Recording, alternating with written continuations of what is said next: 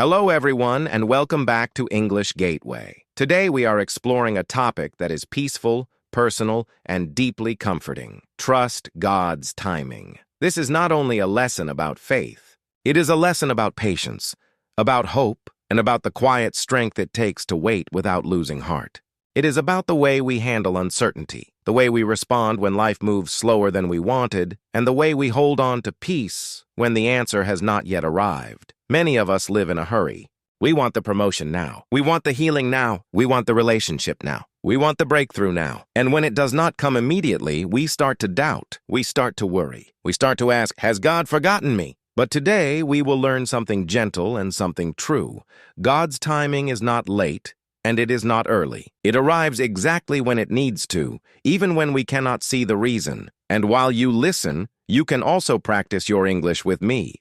Listen slowly. Repeat softly. Notice these peaceful words as we go. Timing, patience, promise, delay, prepare, trust, season, hope, wait, and peace. If this message brings comfort to your heart, please like this video, subscribe to English Gateway, and stay with us for more gentle lessons in faith and language. Lesson 1. God's time is not our time. We live by clocks and calendars. We measure our lives in days, in deadlines, in years we hoped certain things would already be finished. But God does not measure life the way we do. What feels like forever to us can be only a moment to Him. What feels sudden to us, He has often been quietly preparing for a very long time. This is a hard truth to accept, especially when we are hurting. When we are waiting for a job, waiting for healing, waiting for a marriage, waiting for peace in our home, every single day can feel heavy. We start counting. We start comparing our life to others who seem to already have what we are still praying for. But trusting God's timing means saying, I do not fully understand why this is taking so long, but I believe you know something I cannot see. Think of a farmer planting a seed. He does not dig it up every morning to check if it is growing.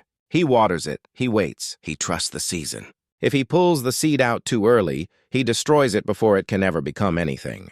Our lives are similar. Some blessings need time underground, hidden, quiet, growing in ways we cannot yet see, before they are ready to appear above the surface. So today, if you feel like your life is behind schedule, remember this. A seed planted in April does not grow in April. It grows when it is ready, not when we are impatient. Lesson 2. Waiting is not wasted. One of the hardest feelings in life is the feeling of being stuck, that nothing is happening, that the season we are in has no purpose. But waiting seasons are rarely empty, even when they feel completely empty. While we wait, we grow patience. While we wait, we grow character. While we wait, we learn who we really are when we are not distracted by what we want. While we wait, we discover what truly matters and what we can finally let go of. Think of someone waiting for a relationship to work out, holding on to it, praying for it, hoping it will change. But it does not change.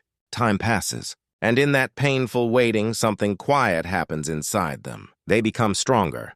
They become more at peace with themselves. Later, when a healthier relationship enters their life, they understand they were not ready for it before. The waiting was shaping them into someone capable of receiving something better. The same is true for anyone waiting for opportunity, for healing, or for direction. The wait may feel like standing still, but often it is where the deepest growth is happening. Do not despise the waiting season. It may be quietly building the person you need to become for what is coming next. Lesson 3. The delay is not a denial. When a prayer is not answered right away, it is easy to believe it will never be answered. We confuse not yet with never. We confuse silence with rejection. But a delay is not the same as a refusal. Sometimes God is arranging circumstances behind the scenes that we cannot see. Sometimes the timing of other people, other decisions, and other doors needs to align before your answer can arrive in the right way. Sometimes what looks like nothing happening is actually everything being carefully prepared. Imagine someone applying for many jobs, one after another, and hearing nothing back. Weeks pass, then months. It feels like silence, like being forgotten. But later, one opportunity opens that fits their skills, their family, and their future far better than any of the earlier ones would have. Looking back, they understand that the wait was not punishment. It was placement. Hold on to this truth gently. A closed door today does not mean a closed future. It may simply mean the right door has not opened yet, and when it does open, you will understand why the earlier ones did not. Lesson 4. God prepares you before He provides. Sometimes we ask God for something big, a bigger role, a bigger responsibility, a bigger blessing, and we wonder why it has not come yet. But receiving something big often requires becoming someone ready to carry it. If you ask for a leadership role but you are still learning patience, the waiting time may be exactly what builds that patience in you. If you ask for a stronger relationship but you are still healing from old wounds, the waiting time may be exactly what heals your heart first, so you do not carry the same pain into something new. This is not punishment. It is preparation. A house is not built by placing the roof first. The foundation comes first, quietly, underground, unseen by anyone walking by. But without it, nothing else can stand. God is often building your foundation before He gives you what is meant to stand on top of it. So when you feel like nothing is happening, ask gently, what is being built in me right now? That single question can turn a frustrating wait into a meaningful season. Lesson 5. Peace in the waiting room. Waiting does not have to mean anxious. You can wait with worry, or you can wait with peace. The circumstance stays the same, but the way you carry it can be completely different. Peaceful waiting sounds like this. I have done what I can do. I have prayed. I have prepared. And now I place the outcome in God's hands. This is different from passive waiting, where you simply do nothing. Peaceful trust still works, still plans, still tries, but it releases the tight grip of needing to control every outcome. Picture someone waiting for medical results, or waiting to hear back after a difficult conversation, or waiting to see if a relationship will heal. The waiting itself does not change, but one person spends every hour in fear, checking their phone, imagining the worst.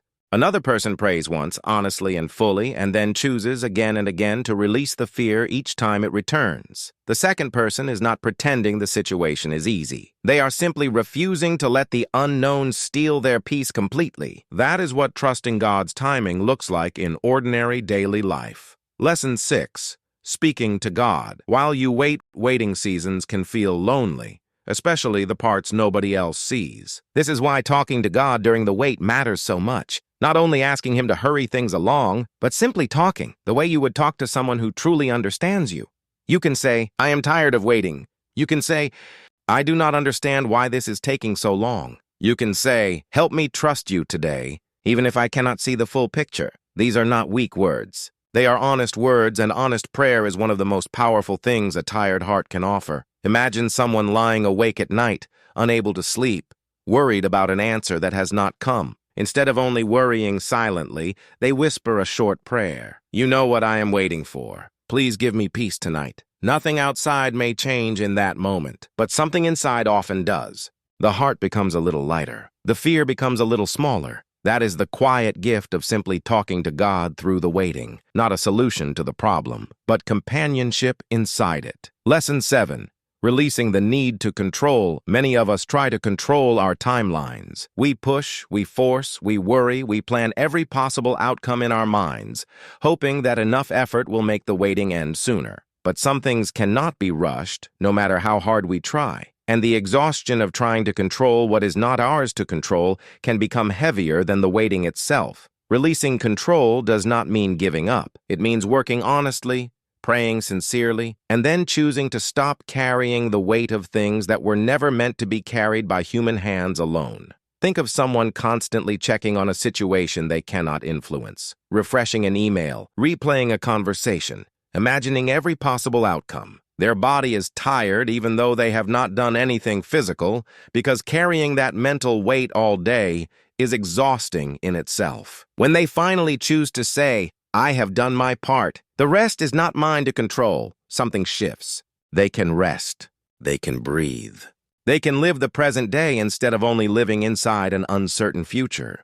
Lesson 8. When God says not yet. Sometimes what feels like a no is actually a not yet. This is one of the most difficult things to understand in the middle of waiting, because in the moment, not yet and never can feel exactly the same. But think about the things in your own life you once desperately wanted at a certain time, and later were grateful did not happen that way. A job you did not get, that you can now see would have kept you from something better. A relationship that ended, that you can now see, was preparing you for someone more right for you. A plan that fell apart, that later revealed itself as protection rather than punishment. This does not mean every delay is secretly good, or that every kind of pain makes sense right away. Some things remain hard to understand for a long time. But it does mean that not yet deserves patience before we ever call it never. Trusting God's timing means giving space for the full story to unfold before deciding how it ends. Lesson 9. The reward of patient faith there is a quiet reward that comes only through waiting well,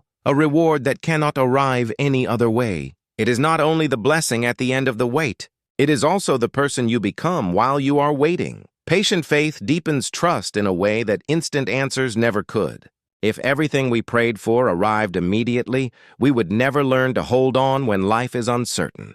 We would never learn that our peace can exist even before the outcome does. We would never discover how strong our own hearts truly are. Think of someone who waited years for something meaningful. A family, a healing, a dream, a change of heart in someone they loved, and finally received it. Ask them, and most will tell you the same thing. The waiting taught them more than the arrival did. The waiting is where their faith became real, not just something they said, but something they actually lived. So if you are in a season of waiting right now, do not measure your life only by what has not arrived yet. Measure it also by what is quietly growing in you while you wait. Patience, trust, humility, and a peace that does not depend on circumstances. My friends, trusting God's timing is not about pretending the wait is easy. It is not about ignoring the pain of unanswered prayers or unmet hopes. It is about choosing again and again to believe that the story is not finished yet. You may still be waiting for healing. You may still be waiting for a door to open, for a relationship to grow, for a season of difficulty to end. You may still have questions with no answers today, but you are not waiting alone and you are not waiting without purpose. So today, whisper this simple promise to your own heart. I will trust the process, even when I cannot see the outcome. I will be patient with my season, even when it feels long. I will believe that what is meant for me will not pass me by. And what is not ready for me yet is being prepared with care. Because in the right time, not a moment too early and not a moment too late, everything that is meant to arrive will arrive. And until then, may your heart carry peace, one patient day at a time.